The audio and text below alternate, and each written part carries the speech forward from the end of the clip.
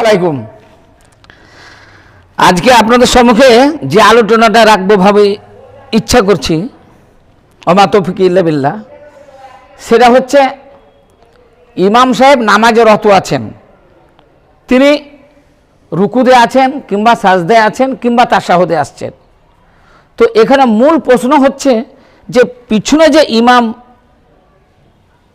যে মুক্তাদিগুলো আসছে, সেই মুক্তাদিগুলো কীরকমভাবে নামাজে স্টার্ট করবে। সে সময় ইমাম সাহেব হয়তো রুকুতে গেলেন কিংবা সাজদায় গেলেন কিংবা তাশাহুদে বসে আছেন, তো ডাইরেক্ট এসে আমি শেষগুলো করব না আল্লাহ আকবার বলে বুকে হাত বাঁধবো, এটাই হচ্ছে প্রশ্ন। তো তার উত্তর হচ্ছে এতটাই যে ইমাম সাহেব যে অবস্থায় থাকবে সেই অবস্থায় আমাকে ডাইরেক্ট আল্লাহ আকবার বলে যেতে হবে।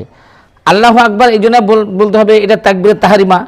এই আল্লাহ আকবার বলার পর আমরা নামাজে ঢুকে গেলাম। এবার ইমাম যে অবস্থায় আছে, ইমাম সাহেব যে রুকুতে থাকে, তো আমি আল্লাহ আকবার বলে রুকুতে চলে গেলাম।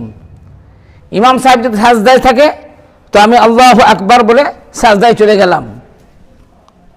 ইমাম সাহেব যদি তাশাহুদে থাকে, তাহলে আমি আবার আল্লাহ আকবার বলে তাশাহুদে চলে গেলাম।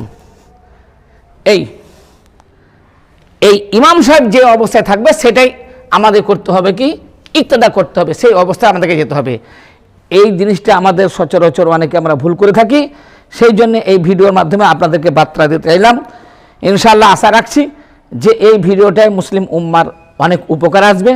যদি আপনিও ভাবেন কি এই ভিডিওটায় মুসলমানের উপকার আসবে, তাহলে ভিডিওটা বেশি বেশি শেয়ার করে দেবেন, একটা সাবস্ক্রাইব করবেন এবং লাইক করে বাহিত করবেন। আসসালামু আলাইকুম।